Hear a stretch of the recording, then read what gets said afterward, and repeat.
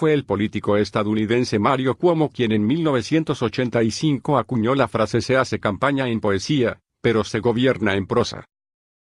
En septiembre pasado, hice referencia a aquel discurso de Cuomo, pronunciado en la Universidad de Yale, en el que habló del dilema que tienen los políticos cuando ganan elecciones.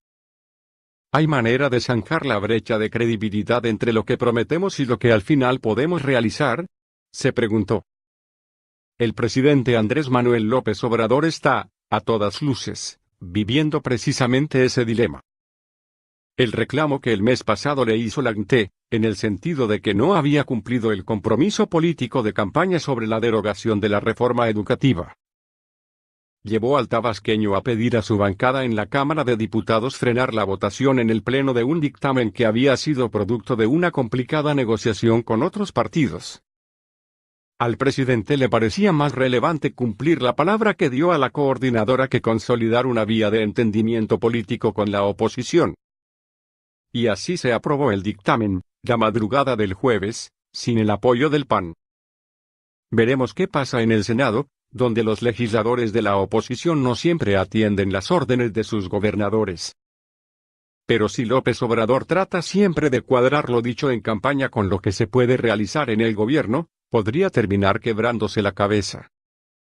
Veamos algunos ejemplos de la poesía y la prosa López Obradoristas. 1. El 15 de febrero de 2017, durante un mitin en Huixquilucan, Estado de México, el entonces aspirante presidencial se comprometió a acabar con las masacres y se terminaría con la guerra si Morena llegaba a la presidencia.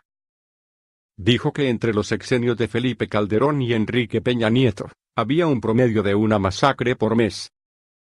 Agregó: "Vamos a garantizar la paz y la tranquilidad pública sin el uso de la fuerza". Como se sabe, esa promesa no ha sido fácil de cumplir. En el primer trimestre de 2019, se alcanzó el mayor número de homicidios dolosos en la historia, y apenas se acababa de dar a conocer ese número. Sucedió la masacre de Minatitlán, en la que 13 personas fueron acribilladas por sicarios.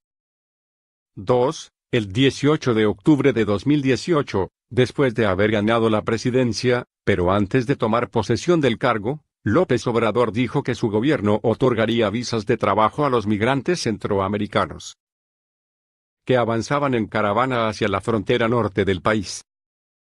Nosotros, a partir del 1 de diciembre, vamos a dar empleo a centroamericanos. Es un plan que tenemos, que el que quiera trabajar en México va a tener una visa de trabajo. No solo con deportaciones, sino dando opciones, dando alternativas, afirmó en Tamaulipas.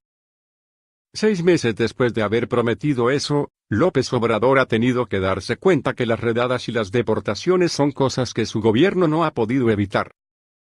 3. El 18 de mayo de 2018, en Oaxaca, el candidato López Obrador llamó al presidente estadounidense Donald Trump a serenarse. "No queremos confrontarnos con él, pero le vamos a pedir que nos respete", dijo. "No debe estar ofendiendo al pueblo de México", advirtió. "Ahora está hable y hable mal del mexicano, pero ya vamos a llegar nosotros y cada vez que lance un tuit va a haber otro de regreso". Ya en la presidencia, López Obrador ha optado por no caer en la provocación y dejar sin respuesta los mensajes de Trump. Hacer campaña en poesía y gobernar prosa, el dilema de todo político que gana elecciones.